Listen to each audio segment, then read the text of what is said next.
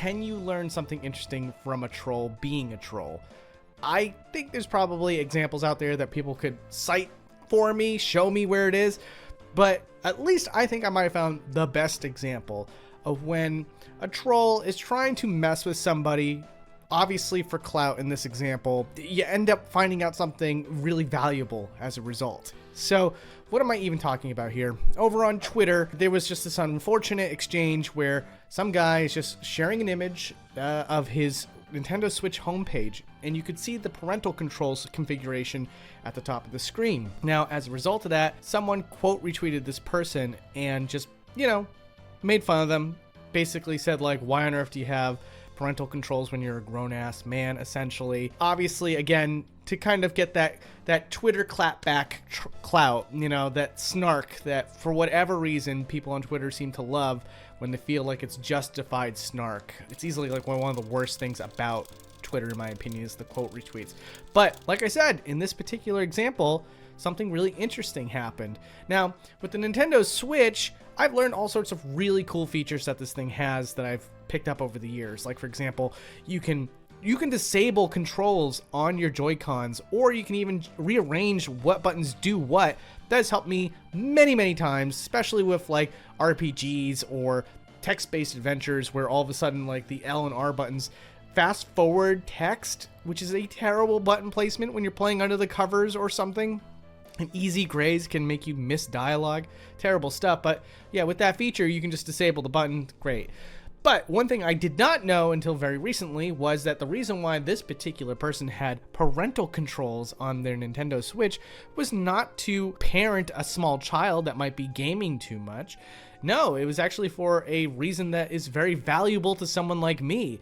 Apparently, without much fuss, you can have parental controls on and you can use that just to track how long you've been playing a particular game. This includes total playtime on a game, as well as how long you were playing that game on that particular day. So I tried it out for myself. Right now, I just did the 7-day free trial of Crunchyroll. This is not an advertisement, by the way. I was just watching the Danganronpa anime, and I wanted to watch the whole thing before, I had to pay to use Crunchyroll. And by the way, I managed to pull that off. But as you can see here on the screen, I collected this footage, and you can see that I did 3 hours of Crunchyroll. And then once I finished that, I moved on to Danganronpa V3, which is what you're supposed to play after it. I'm sure you don't care about that bit. But the point is that it shows you exactly how long I was watching Crunchyroll and how long I was playing Danganronpa V3. This is data that is way more accurate than what you can find on your system naturally. Normally, if you go to your profile, when you first pick up a game, it just says, oh, you just started playing this like 3 days ago. It doesn't tell you how long you were actually playing the game.